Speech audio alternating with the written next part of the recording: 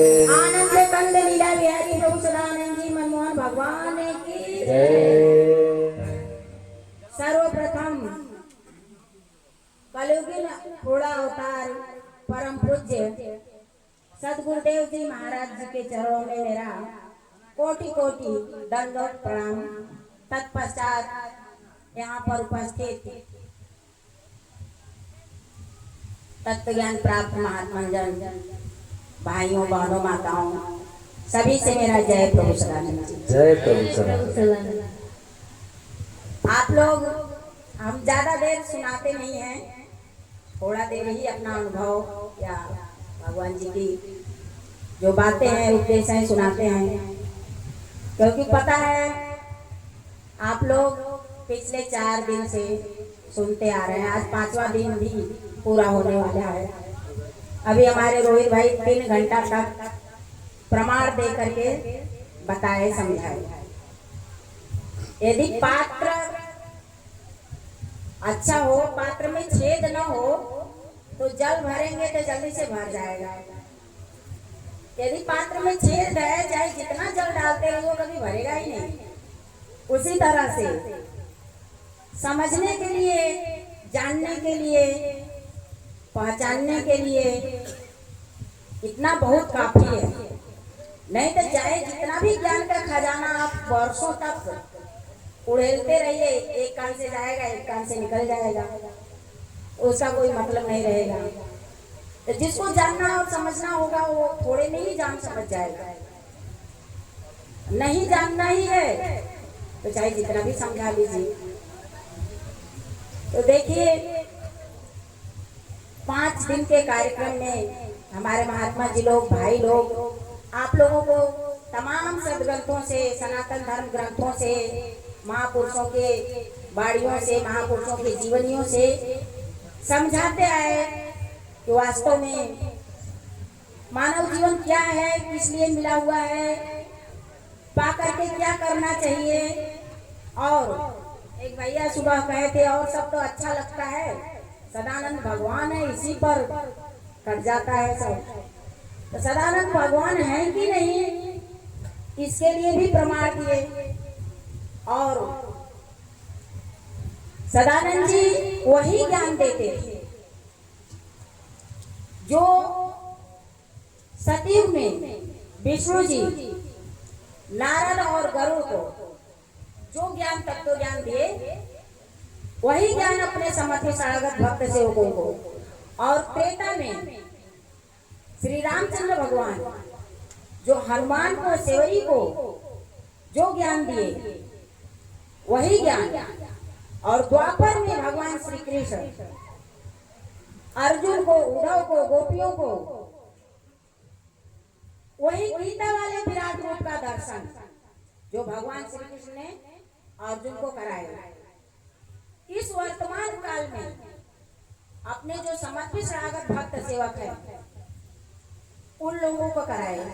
मानने के लिए नहीं कहे कि हम जो ज्ञान दे रहे हैं आप मान लो कि वही विष्णु जी वाला ज्ञान है, जो नारद जी पाए थे, गरुड़ जी पाए थे, वही ज्ञान है, आप मान लो। ऐसा थोपते नहीं थे, मनवाते नहीं थे। जो राम जी ने हनुमान जी को दिया, कृष्ण जी ने अर्जुन को दिया, हम भी दे रहे हैं, उसी को मान लो। आप जिस पंथ के हैं, हिंदू है, मुस्लिम है, सिख है, ईसाई है, उस ग्रंथ को लाइए। वेद, पुराण, गीता, रामायण, बाइबिल जो प्रमाणित करते हो कि वास्तव में यही ज्ञान तत्व ज्ञान है। किसी को भगवान विष्णु जी ने दिया, इसी को राम जी ने दिया, किसी को कृष्ण जी ने दिया। सभी सदग्रंथों से प्रमाणित करके दर्शन कराते और दिखलाते थे। और 1-2 नहीं, 1-2 जिला नहीं, 1-2 देश नहीं, पूरे धरतीवासियों को, चाहे वैज्ञानिक हो, मनोवैज्ञानिक हो, जादूगर हो, जो कोई भी हो, गुरु महात्मा सबको चुनौती दिए कि हमारे इस ज्ञान को अगर कोई गलत प्रमाणित कर दे कि वही ज्ञान नहीं है जो विष्णु राम कृष्ण ने दिया था, तो उसके प्रति हम अपने सकल शिष्य समाज सहित आजीवन समर्पित हो जाएंगे, आजीवन गुलामी करेंगे। और यदि गलत प्रमाणित नहीं कर पाए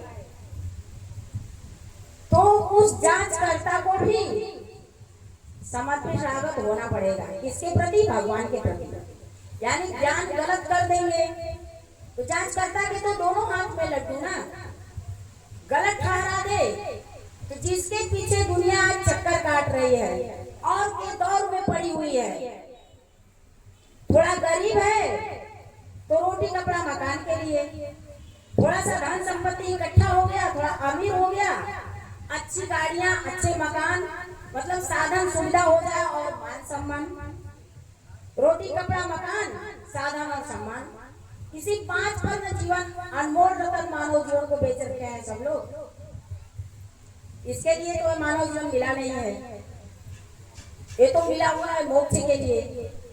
लेकिन जो इसी के लिए ही जीवन बेच रखे हैं, इसी के पीछे ही चक्कर काट रहे हैं, उनको तो भरा पूरा संपत्ति, फ्री के नौकर चाकर मिल जाएंगे यदि आकर के गलत प्रमाणित कर दे। और हमारे महाराज श्री ये भी कहे, राह खर्च इस कार्यक्रम में आप शास्त्रार्थ कर लीजिए, जांच कर लीजिए, जो भी खर्च लगेगा राह खर्च सहित खान पान की व्यवस्था सब संस्था करेगी, हमारे महाराज जी की तरफ से रहेगा। महाराज जी ने ऐसा चुनौती दिया। मान लीजिए गलत प्रमाणित कर दिए तो भाड़ा पूरा, इतने सारे संपदा वाले आश्रम, फ्री के नौकर चाकर, धन संपदा मिल जाएगा, क्या चाहिए लौकिक जगत में। यदि गलत प्रमाणित नहीं कर पाए तो सत्य वही भगवान, वही ज्ञान, उस ज्ञान को कौन दे सकता है? उस ज्ञान, तत्व ज्ञान को, जीव ईश्वर परमेश्वर के दर्शन को परमेश्वर के सिवा कोई करा ही नहीं सकता है। तो भगवान मिल जाएंगे तो और क्या चाहिए। लेकिन भगवान जी के 30-32 साल के जीवन यात्रा में, इस चुनौती में कोई ठीक ठाक सामने आया नहीं, हल्के फुल्के आए, आध घंटा भी नहीं रुक पाए, पानी पानी होकर के गए। तो ये तो बहुत सारे लोग यहाँ पर बहुत दिन से आते जाते, पुराने चेहरे भी दिख रहे हैं, तो बहुत लोग के तो गले के नीचे उतर गए होंगे, सब सुनते जानते। हमारे रामपुरी बाबा जी बहुत सारे प्रमाण इकट्ठा किए हैं ग्रंथों से, ढूंढ ढूंढ के, जो भगवान सदानंद जी के अवतार पर एकदम बैठ रहा है, वास्तव में यही है। भविष्यवक्ता, ज्योतिषगढ़, सतयुग प्रारंभ हो चुका है, सब घोषित करने में ही लगे हैं। तो हम लोग भगवान के दूत, संदेशवाहक, डाकिया मात्र हैं। आप लोगों को संदेश देने आए हैं कि भगवान जी आए, हम लोगों को भी एक दिन संदेश मिला, तो हम लोग उस राह में चल दिए। सन 1994 में हमारे गृह क्षेत्र में महाराज श्री का कार्यक्रम हुआ था। जब मैं 4-5 क्लास में पढ़ रही थी, हमारे पिताजी शरीर के और बड़े भैया, वो लोग रोज जाते थे सत्संग सुनने। हमको एक दिन भी सत्संग सुनने का अवसर नहीं मिला, लेकर जाते नहीं थे, बच्चे थे। और वो महाराज श्री का सत्संग चलता था 3-4 बजे भोर तक। हम लोगों का भोजपुरी क्षेत्र है, उधर बनारस के साइड, मिर्जापुर जिला, तो महाराज जी वहाँ सारा सत्संग भोजपुरी में किए। जनमानस को समझने के लिए सारा सत्संग भोजपुरी में, और भोर के 3-4 बजे तक पब्लिक उठती नहीं थी। तो उसी क्रम में इस शरीर के पिताजी और बड़े भैया को भी 1994 में महाराज श्री जीव ईश्वर परमेश्वर का दर्शन, गीता वाले विराट रूप का दर्शन कराए। यहाँ पर भी महाराज श्री के बाल सखा दशरथ बाबा जी बैठे हुए हैं। हमारे ये बड़की माई, पूरे आश्रम की बड़की माई है।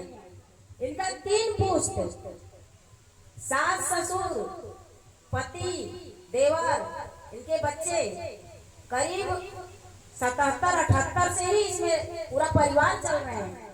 ये भी भगवान जी से ज्ञान प्राप्त है। तो आप देखिए, आप लोग भी, पहली कृपा तो मानव जीवन मिला, दूसरी कृपा भगवान का संदेश सुनने को मिल रहा है। बहुत सारे लोगों को तो भगवान जी साक्षात्कार नहीं हुआ होगा साकार रूप में जब आए, फिर भी उनके साथ रहे हुए लोग, उनसे तत्व ज्ञान पाए हुए लोग अभी भी आप लोगों को संदेश दे रहे हैं, आप लोगों को मार्ग बता रहे हैं जो भगवान जी बताए, तो उस पर चलना चाहिए। एक तरफ तो बड़े भाग्यशाली हैं आप, हम सब लोग, मनुष्य शरीर मिला, भगवान का संदेश मिला, और ऐसी व्यवस्था भगवान जी इस युग में बनाकर गए। और किसी युग में इतनी बढ़िया व्यवस्था, रोटी कपड़ा मकान, लौकिकता भी पारलौकिकता भी, मतलब जीव को मोक्ष, जीवन को स्थिति, रोटी कपड़ा मकान साधन और सम्मान तो पीछे पीछे चलता है। जब आप इस क्षेत्र में, भगवान जी दो क्षेत्र, माया क्षेत्र और भगवत क्षेत्र, दो क्षेत्र है। भगवान जी धरती पर आए तो अपना जहां जहां आश्रम बनाए, भगवत क्षेत्र घोषित किए, भगवान का क्षेत्र घोषित किए, और एक कर्म और भोग का क्षेत्र और एक धर्म और मोक्ष का क्षेत्र। भगवान जी बार बार रिपीट करते थे सत्संगों में, आप क्षेत्र बदल दीजिए, कर्म और भोग के क्षेत्र से निकलिए, वो असुरक्षित और अव्यवस्थित है। जिस क्षेत्र में आप रह रहे हैं, कर्म और भोग का क्षेत्र असुरक्षित और अव्यवस्थित है।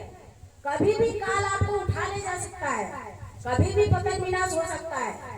तो आप कर्म और भोग से अपने जीवन को निकाल करके धर्म और मोक्ष के क्षेत्र में रख दीजिए, सुरक्षित और व्यवस्थित धर्म के क्षेत्र में रख दीजिए। कोई टेंशन नहीं, भगवान के मालिकान में, माया के मालिकान में जीवन जिएंगे। माया कामना देती है, पूर्ति नहीं देती है। दोनों जीवन में यही तो अंतर है। आप कर्म भोग के जीवन में है, रोटी कपड़ा मकान के पीछे आपको चलना पड़ रहा है, और हम लोग धर्म और मोक्ष के जीवन में चल रहे हैं। रोटी कपड़ा मकान हम लोग के पीछे पीछे है। ऐसा है कि नहीं, दिखलाई देता है कि नहीं आप लोगों को? अभी हमारे आयोजक राम साहब भैया, हम रात में खा लिए थे खाना, भूख नहीं लगी थी, भोजन नहीं किए, कम से कम 4 बार कहे होंगे दीदी भोजन कर ले, दीदी भोजन कर ले। तो रोटी कपड़ा मकान हम लोग के पीछे पीछे तो आ रहा है, जहाँ जा रहे हैं। ऐसे घर में महिलाओं को कहाँ कोई खाने के लिए पूछता है। बेचारी सुबह से लेकर के चौका बर्तन खाना बनाना, सबका, बच्चे से लेकर पति से लेकर सबका कपड़ा लत्ता सब में लगी रहती है। उनको कहाँ कोई पूछता है कि आप भी खा लो। लेकिन देखिए हम लोग धर्म मोक्ष के जीवन में चल रहे हैं तो पीछे पीछे, रोटी कपड़ा मकान तो पीछे पीछे हम लोग चल रहे हैं, देख रहे हैं। कोई टेंशन नहीं, कपड़ा नहीं है, वो जो व्यवस्था करने वाला है, अलग अलग विभाग है, उसको खुद पता है, वो देख रेख खुद कर रहा है कि कपड़ा चाहिए, नून तेल धनिया कहाँ से आएगा, कोई टेंशन नहीं है। व्यवस्था जो हो रही, जो हमको आदेश हो गया, बस उसी सेवा में चलना है। तो ये अनमोल रतन मानव जीवन हम आप सभी लोगों को मिला, इस तरह गवा रहे हैं। बड़े भाग्यशाली किसको कहा गया है? बड़े भाग्य मानुष तन पावा, इससे बड़ा हाथी है। बड़े भाग्य हाथी तन पावा नहीं कहा गया, क्योंकि सुर दुर्लभ सदग्रंथ में गावा, देव दुर्लभ है। सदग्रंथ गाते हैं, सदग्रंथ में लिखा गया है देव दुर्लभ है, देवता लोग भी तरसते हैं इस मनुष्य शरीर को पाने के लिए, क्योंकि देवताओं को भी मोक्ष चाहिए। भगवान की भक्ति सेवा करने के लिए इस मनुष्य शरीर में ही आना पड़ेगा। तो ऐसा मनुष्य शरीर पाकर जो मोक्ष के दरवाजे तक पहुंचने के लिए साधन मिला हुआ है, साधन धाम मोक्ष कर द्वारा, और पाई न जहीं पर लोग सवार। मोक्ष के दरवाजे तक पहुंचने का साधन हम जीव को मिला हुआ है, जो 84 लाख योनियों में भटकता है, दुख यातनाओं को पाता है। कितनी कष्ट होती है। आप थोड़ा बीमार हो जाए, कोई ना पूछे, कितना कष्ट होता है। गाय बैल खूंटा में बंधा है, बोल भी नहीं पाएगा, हमको भूख लगी, हमको प्यास लगी, हमको बुखार आया है, कितना कष्ट होता होगा। बिच्छू जानवर कहीं देखते आप लोग डंडा चला देते हैं, कितना कष्ट होता है। ये सबसे तड़पते हुए जीव जब आता है, भगवान अयुत की कृपा करते हैं, मनुष्य का शरीर देते हैं। इस शरीर में आकर भगवान की भक्ति सेवा करके भगवान के धाम को, भगवान के मोक्ष को पालो।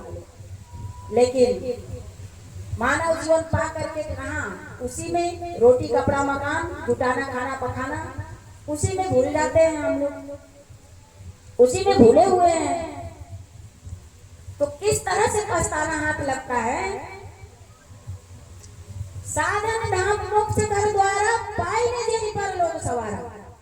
तो क्या होगा यदि परलोक नहीं सवार लिया ऐसा साधन पाकर, तो सिर धुन धुन पछताए, सो परत्र दुख पावै, सिर धुन धुन पछताए, अकाल ही कर्म ही ईश्वर ही मिथ्या दोष लगाए। तो किस तरह से पछताते हैं हम लोग के महाराज श्री। इस युग में भगवान जी हम लोगों को इतना अमूल संपदा दिया, इतना सब कुछ दिया कि जिसका हम गुणगान नहीं कर सकते। किसी युग में भगवान जी अपने हाथों से मानव जीवन के बारे में ज्ञान, मतलब संपूर्ण ज्ञान सब कुछ लिख कर गए। हम लोगों को कुछ करना नहीं है, लोगों में उनको बस देना है, बताना है। सब कुछ भगवान जी इतना अनमोल रत्न, अपने हस्तलिखित ग्रंथ, किसी अवतार, पिछले अवतार विष्णु रामकृष्ण ने अपने हाथों से ग्रंथ नहीं लिखा है। जाने के बाद कवियों ने, वेद व्यास जी लोगों ने वो लिखा है। लेकिन इस वर्तमान काल में भगवान जी को आज की वर्तमान सरकार, इस युग कलयुग की सरकार जेल भेजा। भगवान जी के लिए वो जेल वरदान साबित हुआ, और आप हम जीवों के लिए जेल में ही बैठ करके सारे ग्रंथ लिखे महाराज श्री।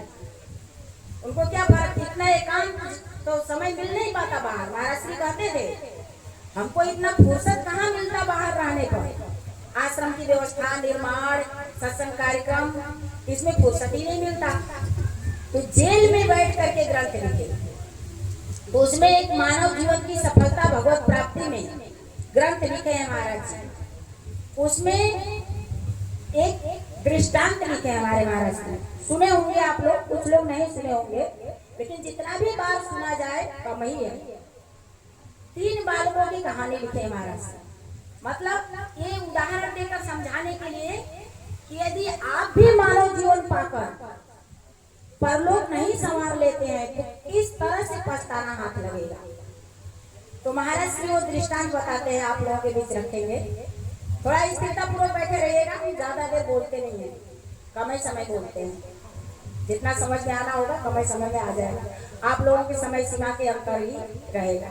थोड़ा शांति पूर्वक, क्योंकि कलबल होता है ना, तो भाव नहीं बनता है फिर उस तरह से बोलने का। तो 3 बालक थे किसी गांव में, आपके भोजपुर जैसा ही गांव रहा होगा। 3 बालक थे, पंडित बालक, कुम्हार बालक, राजकुमार बालक। एक ही विद्यालय में तीनों पढ़ते थे। तीनों में आपस में दोस्ती हो गई, दोस्ती थोड़ी सघन हो गई। तो तीनों ने एक कमरे में जाकर के संकल्प लिया कि हम 3 लोग हैं। आगे चलकर यदि 3 लोगों में से 2 पीछे रह जाता है और एक आगे बढ़ जाता है, तो एक पीछे के 2 को संभालेगा, सहायता करेगा। यदि 2 आगे बढ़ जाते हैं, एक पीछे रह जाता है, तो उस एक को भी दोनों मिलकर सहायता करेंगे, संभालेंगे। संकल्प ले लिए, समय बीतता गया। आगे चल करके पंडित बालक और कुम्हार बालक की पढ़ाई छूट जाती है, गरीबी बस। और राजकुमार वो पढ़ लिख करके आगे राजा बन जाते हैं। इसी तरह समय बीतने के साथ, जैसे आज भी कह रहे थे कम लोग क्यों आए, कहीं मेला लगा हुआ है, इसी तरह गांव में कोई हाट लगा, मेला लगा, कुम्हार बालक भी अपना बर्तन वर्तन बनाने का काम करके जीवन यापन करते थे। पंडित बालक भी अपना मांग वांग करके रोजी रोटी चलाते थे। तो उस मेले में दोनों लोग की मुलाकात हुई। दोनों लोग की मुलाकात हुई, अपना बचपन का दोस्ताना याद आने लगा। आमने सामने पढ़ने हम लोग भी जाते हैं, अपना बचपन के पढ़े हुए लोग दिखते हैं, अरे हम दोनों तो साथ में पढ़े हैं। तो याद आया, तो बचपना याद आया, तो संकल्प भी याद आया। अरे हम लोग तो 3 लोग थे दोस्त, और एक ही विद्यालय में पढ़ते थे, और संकल्प भी लिए थे कि जो आगे बढ़ेगा पीछे वालों को संभालेगा। तो कहे हाँ, अब देखिए राजकुमार तो राजा बन गए, हम लोग को तो भूल ही गए। अब हम लोगों को याद दिलाना चाहिए अपना संकल्प। ठीक है, चलते हैं याद दिलाने। तो दोनों लोग चले, राज दरबार पहुंचे। वहां मंत्रियों से, पहरेदारों से खबर भिजवाए, जाकर बता दीजिए फला पंडित बालक और फला पंडित और कुम्हार बता रहे हैं, और राजा साहब को अपना बचपन का दोस्त बता रहे हैं। गए मंत्रीगण, सूचना दिए। अब राजा साहब को भी अपना बचपना याद आया। हाँ हाँ, हम तो थे। तो आदेश दिया, हाँ उन लोगों को आदर सम्मान के साथ अंदर लाया जाए। तो गए दोनों लोग सुदामा की तरफ फटे हाल में। हाल चाल मिलने पर तो पहले हाल चाल ही तो होता है, क्या समाचार है। तो पूछे राजा साहब क्या हाल है, क्या समाचार है। पंडित बालक और कुम्हार बालक बोले, क्या बताएं हम लोग, आप तो हम लोग के फटे हाल देख ही रहे हैं, गरीबी देख ही रहे हैं। तो राजा साहब बोले, इसमें हम क्या कर सकते हैं। राजा साहब के मंत्रीगण, कुछ कर्मचारी सब कहने लगे, अरे आप तो राजा हैं, आप तो बहुत कुछ कर सकते हैं। बोले, राजा तो हम जरूर हैं, लेकिन राज खजाना मेरा नहीं है, वो तो प्रजा का है। हाँ ऐसा हो सकता है, जो पद है राजपद, वो मेरा है, वो आप लोग एक एक दिन के लिए चाहे तो ले सकते हैं। तो हुआ कि ठीक है। अब पंडित जी देखिए, जिसके अंदर छल कपट रहता है ना, उसका प्रकृति और परमेश्वर भी उसी तरह उसको करते हैं, सहायता नहीं करते।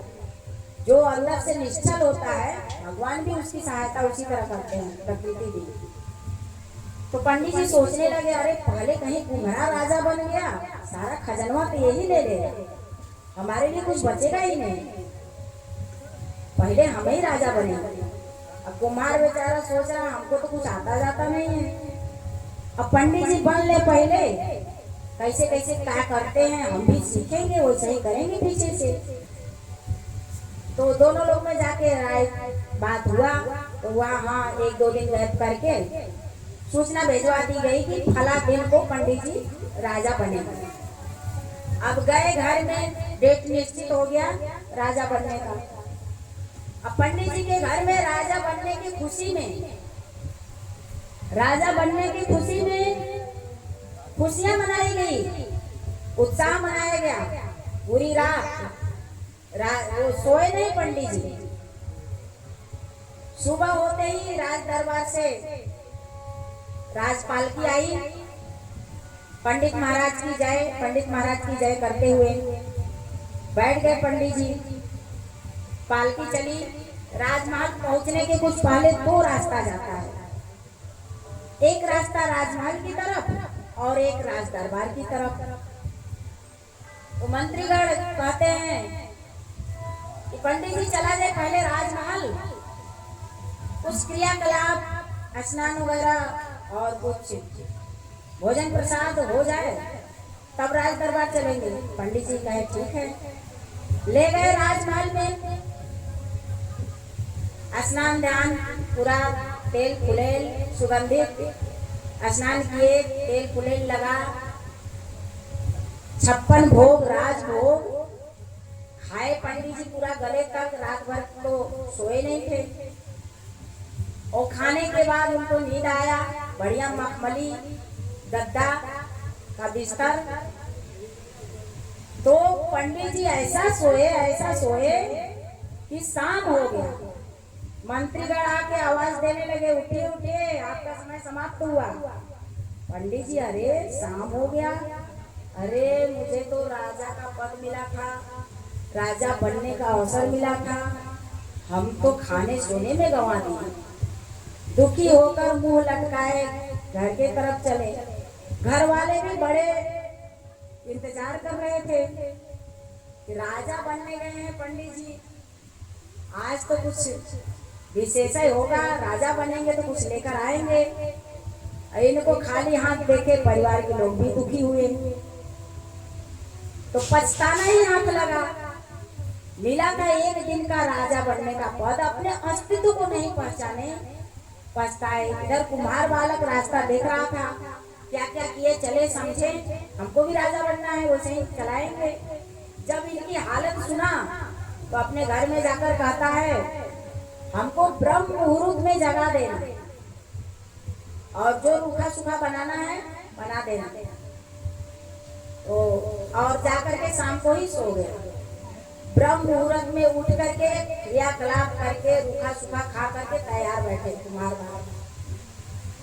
पंडित जी की तरह इनके लिए भी राजपालकी आती है, कुमार महाराज की जय, कुमार महाराज की जय करते हुए राजपालकी में बैठ करके चलते हैं। उसी तरह से राजमहल पहुंचने के पहले दो रास्ते आते हैं, एक राजमहल का और एक राज दरबार का, एक कर्तव्य का और एक खाने पीने सोने का। तो उनके लिए भी मंत्रीगण वही कहते हैं कि चला जाए कुछ राजमहल में क्रियाकलाप, कुछ खान पान हो जाए। तो कुम्हार बालक बोलते हैं, वो सब मेरा हो चुका है, आप लोग राज दरबार की तरफ ले चले। पालकी जाती है राज दरबार की तरफ, जाते हैं।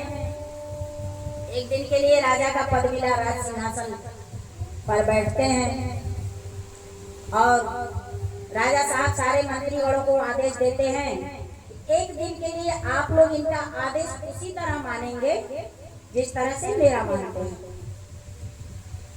तो राज सिंहासन पर बैठते ही बोलते हैं कुमार महाराज की, इस राज्य के जितने उच्च अधिकारीगण, मंत्रीगण बड़े बड़े हैं, उनको बुलाया जाए। राज आदेश था, सब लोग उपस्थित हुए और आदेश दिए कि सबका तनख्वाह दुगना कर दिया जाए। जिससे कुछ कार्य लेना है तो कुछ तो करना पड़ता है। सारे मंत्रियों, अधिकारियों, कर्मचारियों का तनख्वाह दुगना कर दिए। सब जय जयकार करने लगे, कुमार महाराज की जय, कुमार महाराज की जय। और तनख्वाह दुगना करने के बाद आदेश देते हैं कि इस राज्य में जितना राज्य खजाना, हाथी घोड़े सहित सब इस राज्य सीमा से बाहर, राज्य सीमा के बाहर दूसरे राज्य में ले जाकर के रखा जाए। ये सारा कार्य सूर्यास्त से पहले हो जाना चाहिए। राज्य आज्ञा था, ऐसा ही हुआ। सायंकाल के पहले राज खजाना में जितना सोना चांदी, हीरा जवाहरात और हाथी घोड़े, और आदेश दिए कि हमारे परिवार को भी उस राज्य में पहुंचा दिया जाए। ऐसा हो गया। शाम होते ही पर्ची लिखकर राज्य वापस कर दिए राजा साहब को, और उस राज्य सीमा से बाहर जाकर के अपना एक राज्य कायम कर लिए कुम्हार बालक। तो क्या अंतर हुआ दोनों में? एक ने अपने अस्तित्व को पहचाना और अपने कर्तव्य में लगा, कुम्हार बालक, और पंडित बालक अपने अस्तित्व को पहचाने नहीं कि हम राजा हैं, जो राज्य मिला हुआ है क्यों न कुछ ऐसा करे कि ये हमेशा के लिए बना रहे। तो उन्होंने पहचाना नहीं, खाने पीने सोने में गंवा दिया। कुम्हार बालक ने पहचाना, अपना हमेशा के लिए एक राज्य कायम कर लिया। हमारे महाराज श्री उस पुस्तक में बार बार रिपीट किए हैं कि कुम्हार बालक की तरह आप लोगों को भी एक मनुष्य का शरीर मिला हुआ है, दरवाजे तक पहुंचने का साधन, इसको पहचानना चाहिए। और आप लोगों को भी माया क्षेत्र से निकलकर भगवत क्षेत्र में अपने को रखना चाहिए। आप लोग मानव जीवन की सफलता भगवत प्राप्ति में लेकर पढ़ेंगे। महाराज जी कई बार रिपीट किए हैं, क्या आप लोगों को भगवत क्षेत्र में स्थापित नहीं होना चाहिए? तो एक दिन उसी तरह पंडित बालक की तरह सिर धो कर पछताना हाथ लगेगा। वो भगवत क्षेत्र जिसको भगवान स्वयं परम धाम से आए और बनाए। देखिए भगवान का वो क्षेत्र, जैसे महाराज श्री उदाहरण देते थे कि भारत में यदि अमेरिका का राजदूतावास है तो उस उतना एरिया में अमेरिका का कानून चलेगा, भारत का नहीं चलेगा। और भारत का राजदूतावास यदि अमेरिका में है तो उतना दूर भारत का कानून चलेगा। उसी तरह से भगवान इस धरती पर आ करके जो स्वयं दिन रात बैठ करके शीत धूप बरसात की परवाह किए बगैर जो धाम बनाए हैं वो परमेश्वर के मालिकान में है, माया के मालिकान में नहीं है। वहां इस माया का मालिकान नहीं चलेगा, माया की अपनी नहीं चलेगी, वहां परमेश्वर का मालिकान है जो भगवान जी धाम बना कर गए। और देखेंगे इस युग के भगवान जी की दयालुता और कृपालुता, तो आप लोग क्या ही कहने को रहेगा। ऐसा दयालु और कृपालु भगवान कि आ करके आप बताइए, भगवान जी तो संत रूप में थे, अपना उनका तो बेटी बेटा पत्नी कोई परिवार था नहीं, किसके लिए इतना अखद परिश्रम। आप लोग मुख्यालय बाराबंकी मुख्यालय, इसमें बहुत से लोग गए होंगे। आज जो देख रहे इतना फलवारी खेती बाड़ी, इतना अनाज पैदा हो कि सारे 36 आश्रम जो है सप्लाई होता है, थोड़े मोड़े किसी किसी आश्रम में होता है, नहीं तो यहाँ तो आप लोग देख ही रहे हैं दान पेटी नहीं है। पूरा प्रयाग में 1-1.5 महीने हम लोग रहते हैं, जितने स्नानार्थी आए भोजन करें, लेकिन कोई दान पेटी नहीं है। तो उस आश्रम में जो पैदा अनाज है उसी से ही वहाँ पूरा प्रयाग का कार्यक्रम होता है और आश्रमों में भी अनाज जाता है। तो वो भूमि को महाराज श्री बंजर भूमि से उपजाऊ भूमि किस तरह बनाया।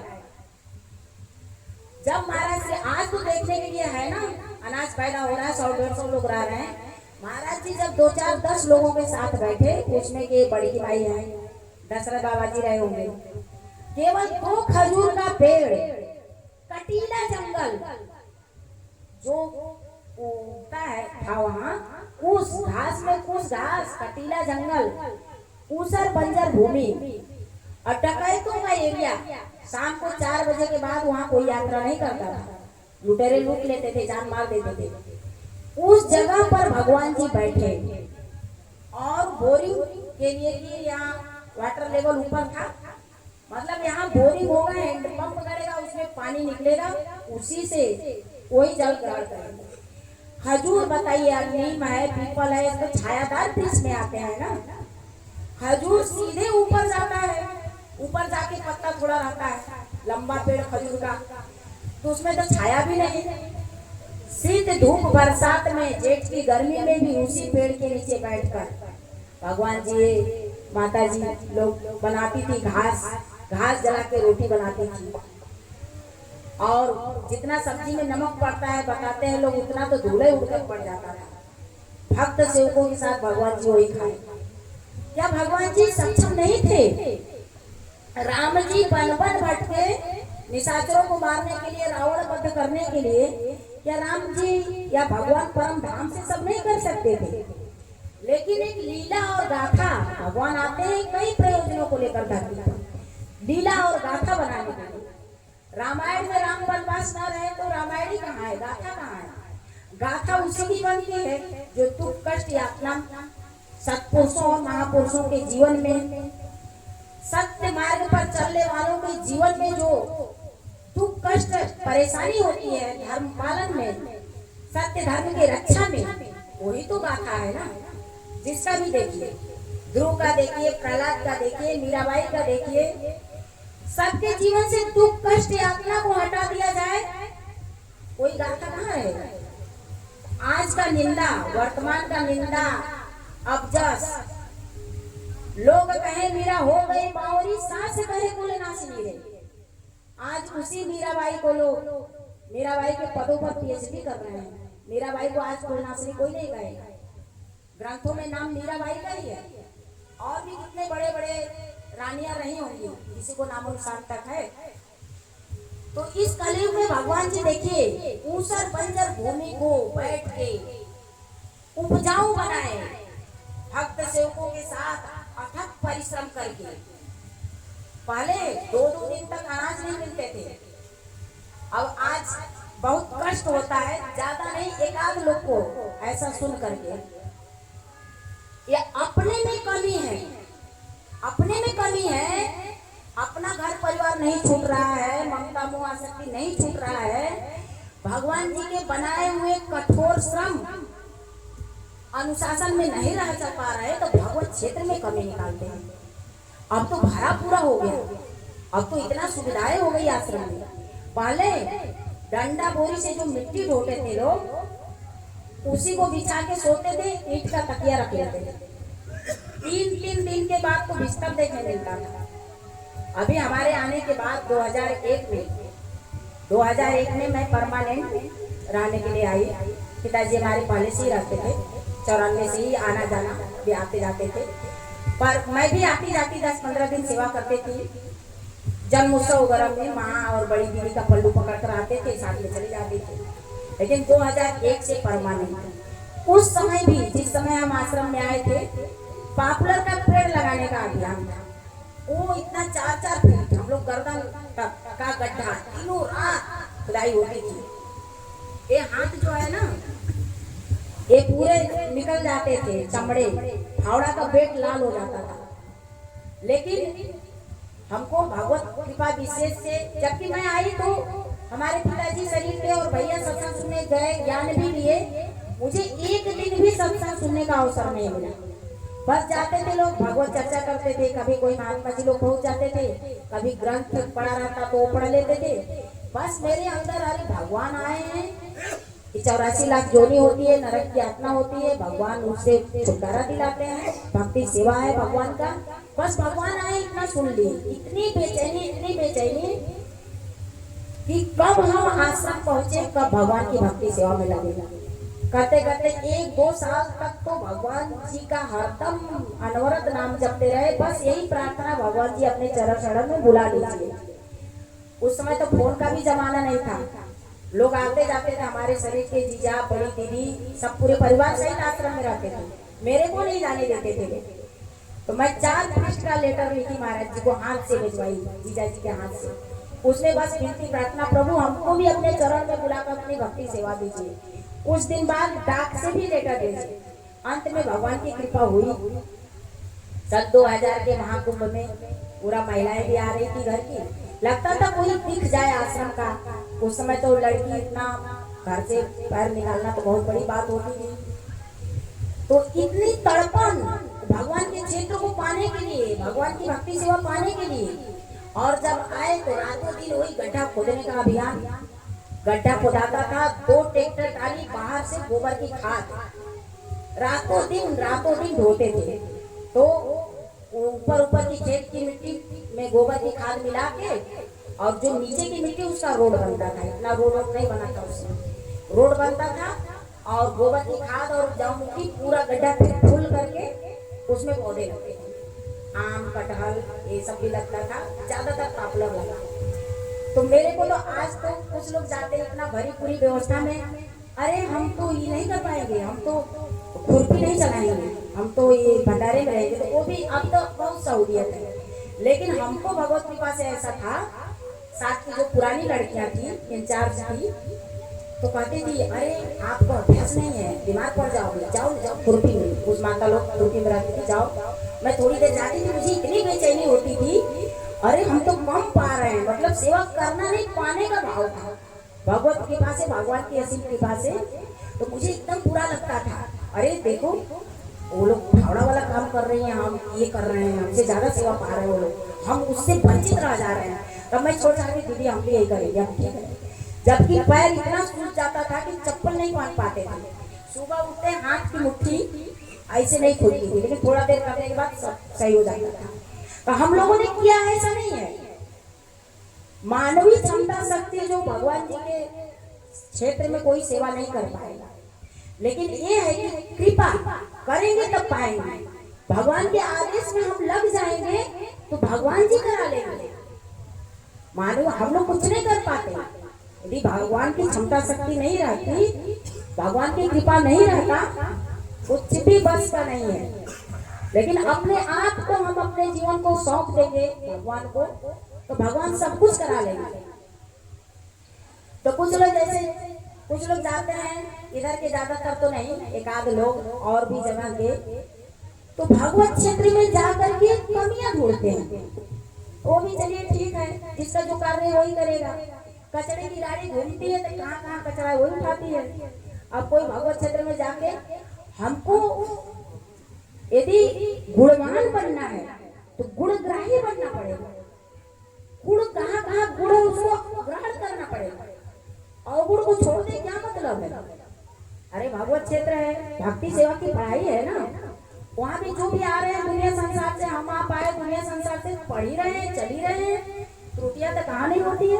अरे पढ़ते पढ़ते अभ्यास करते करते बच्चा जाता है स्कूल में, सीखते सीखते ना सीखता है, और संसार से अभ्यसित है, थोड़ी थोड़ी त्रुटियां है तो हम उसको देखेंगे, उसके लिए भगवत क्षेत्र को गलत करेंगे। हम तो उससे अच्छा घर ही में है, हमारा तो घर ही आश्रम है।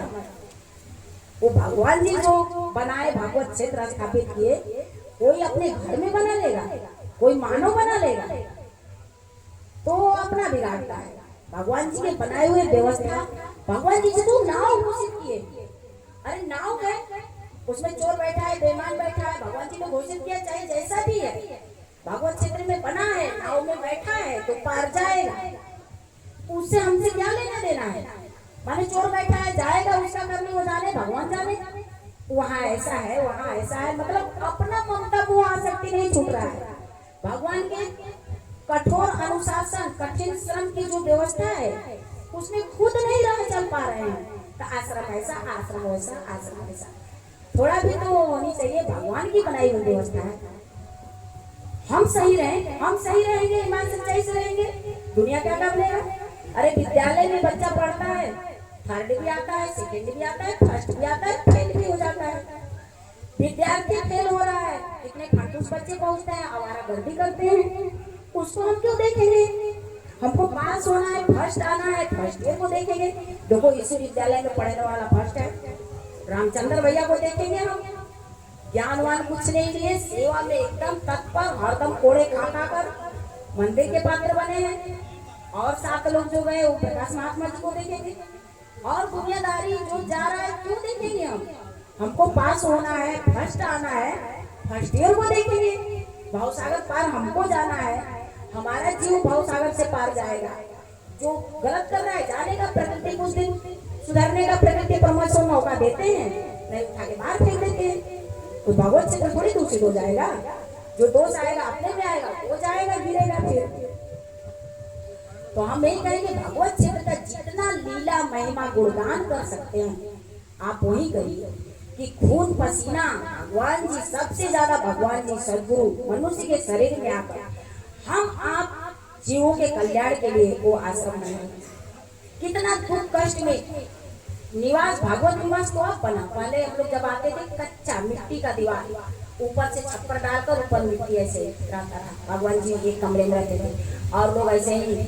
हम तो आए थे 1995 में, तो ऐसे कच्चे घर की अलमारी थी, शाम को 5 बजे से बालू ढोना शुरू हुआ, वो भगवत निवास बन रहा था, कच्चे निवास में रह रहे थे। वो सुबह के 5 बजा तो कुछ बहन लोग आने लगी, अरे सुबह बुधवार है, सुबह बुधवार है, तो जाकर के खाना मिला शाम के 5 बजे से सुबह के 5 बजे तक।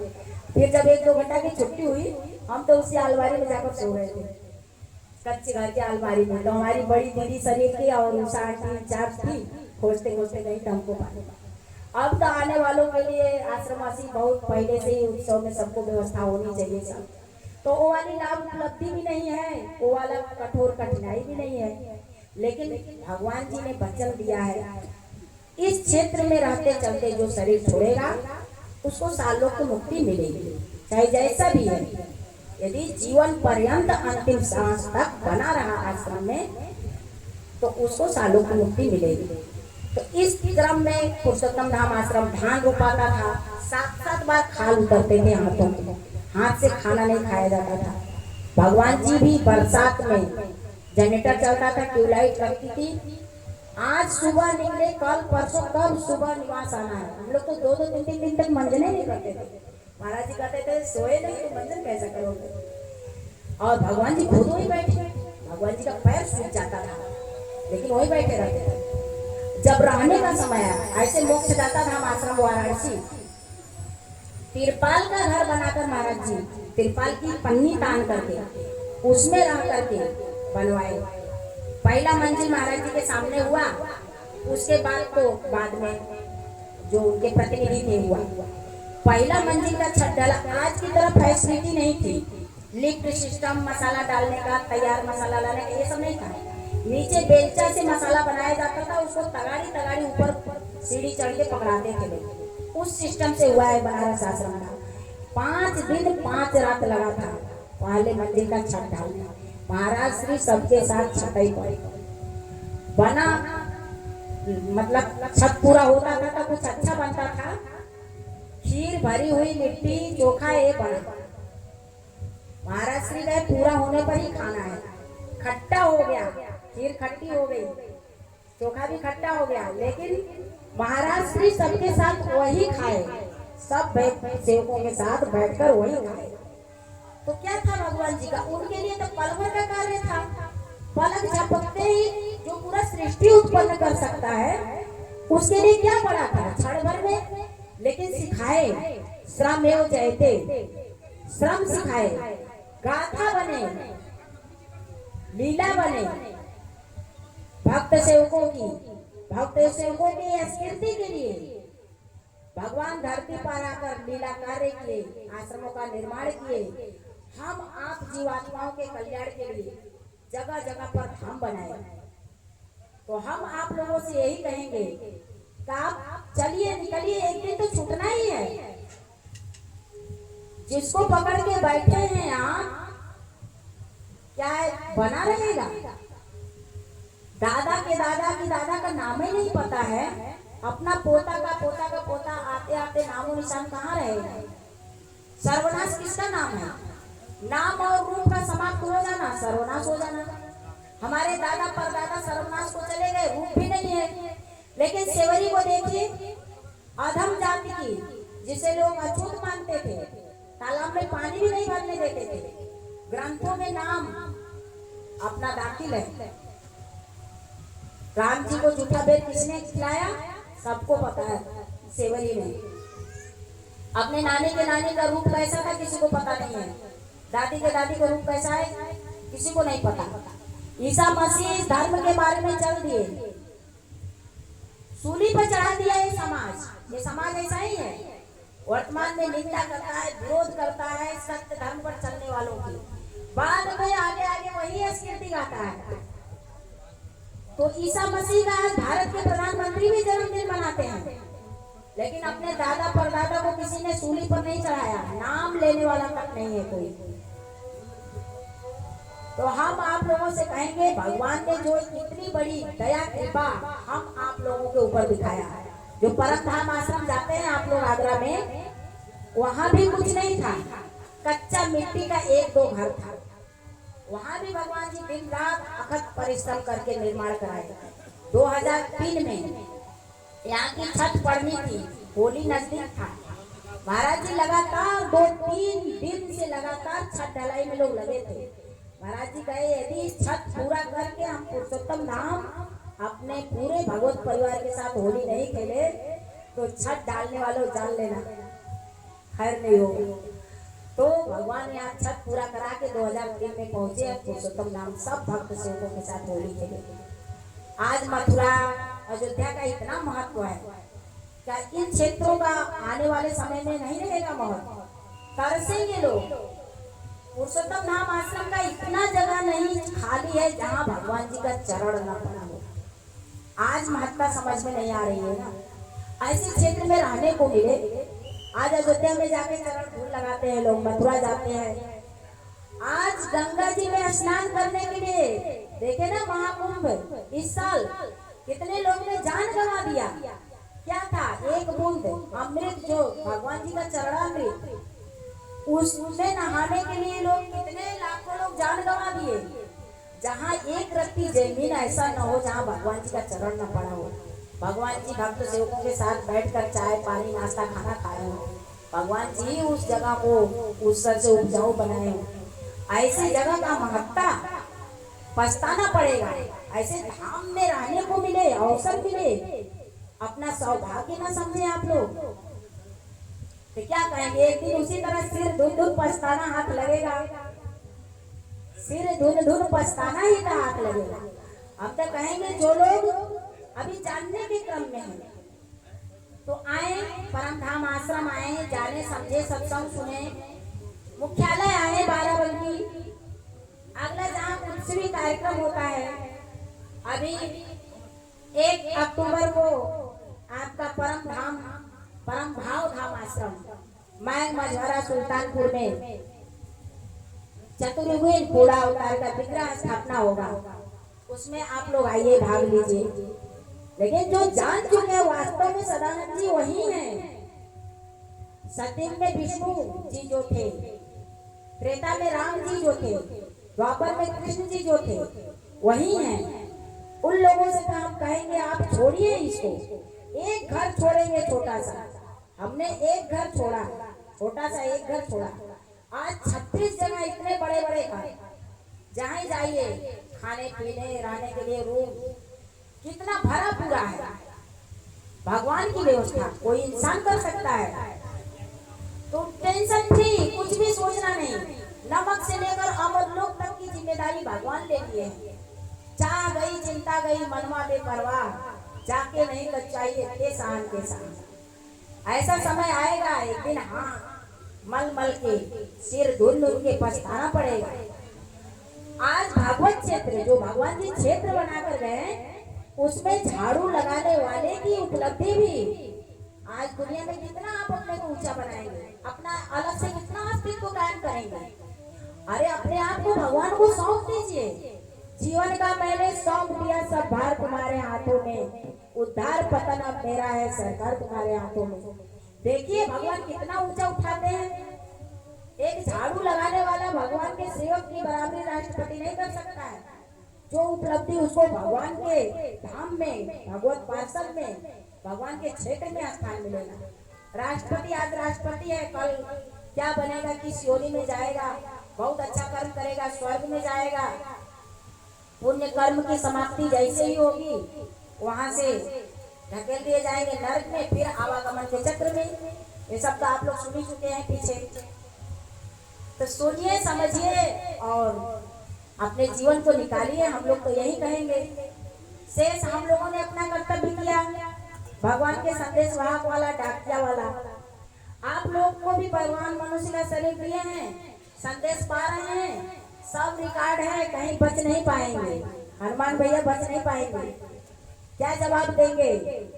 यमपुरी में जमानत नहीं है, झूठा साक्षी गवाही नहीं है। बयान करता है खुद अपना मुजरिम, घूस वाला वो थाना नहीं है। जब खुलेगा रिकॉर्ड ना, एक ये फिजिकल जो इंसान ने बनाया, इस मोबाइल कैमरे में इतना पावर है, ये पूरा जितना 5 दिन का कार्यक्रम रिकॉर्ड हो रहा है, तो सुप्रीम कंप्यूटर में ये रिकॉर्ड नहीं हो रहा होगा। भोजपुर में 5 दिन का सत्संग हुआ, फला फला फला ने एक कार्यक्रम को सुना, तो वहाँ जो खुलेगा ना, बस हाँ हाँ करने को रहेगा। वहाँ जमानत भी नहीं होगी, जमानतदार भी नहीं मिलेगा, घूस भी नहीं चलेगा वहाँ। तुमको भगवान का संदेश मिला था, भक्त लोग बताए थे, इतना बढ़िया अवसर मिला था, भगवान खुद धाम बनाकर आए थे, उस नौका में बैठे नहीं, पार गए नहीं, वहाँ तो क्षमा भी नहीं है। हम लोग को कहता है क्षमा तो भगवान के पास है, हमारे पास तो बस दंड ही दंड है। मनुष्य शरीर पाकर, भगवान का संदेश पाकर आप अपने मोक्ष का उपाय क्यों नहीं कर लिए? इसका बस दंड ही दंड बनेगा। अब ज्यादा नहीं, आप लोग पर्याप्त कहते हैं, अकलमंदे इशारा काफी, नहीं मानने वालों के लिए तो संपूर्ण ज्ञान का खजाना ही कम है। कहते हैं फूल फल न भेद, जतत सुधा बरसई जलद मूरख हृदय नचे, जो गुरु मिले बिरज। यदि फूलने और फलने वाला पौधा होगा ना, सामान्य बारिश में पानी पाकर भी फूलेगा, फल आएगा, लेकिन उसमें एक बेत का पौधा होता है, उस पर चाहे अमृत का ही वर्षा कर दीजिए, उसमें फल और फूल नहीं आएगा।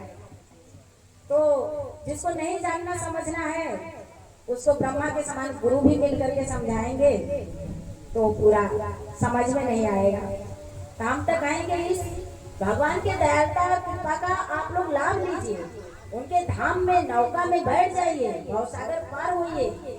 जिस क्षेत्र में रह रहे हैं, कर्म और भोग का क्षेत्र अव्यवस्थित है, असुरक्षित है, कभी भी पतन विनाश में जा सकते हैं। आप लोग अपने को ऐसा सुनहरा अवसर को पंडित बालक की तरह गंवाइए नहीं, कुमार बालक बनिए, अपने अस्तित्व को पहचानिए और कर्तव्य में लगिए। जितना भगवान सदानंद जी देकर गए हैं ना, उसका ऋण कभी नहीं चुका सकते। हम मानव लोग जितना लाभ ले सकते हैं लीजिए, उसका ऋण कभी नहीं चुका सकते। कोई भी साथ देके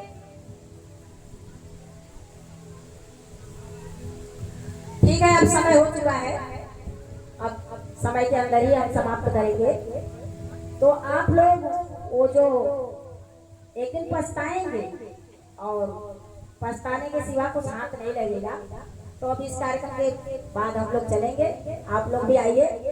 एक सांसारिक पिता पर भरोसा करते हैं आप लोग, जिसको परम पिता ही श्वास दे रहा है, तो अपने परम पिता पर भरोसा करिए, जो श्वास दे रहा है, जो करोड़ों जन्म का पिता है, जो सक्षम है सब कुछ देने में, रोटी कपड़ा मकान से लेकर श्वास तक दे रहा है। उस करोड़ों जन्म के पिता के हो जाइए, उसके देख रेख में हो जाइए, यही आप लोगों से हम कहेंगे।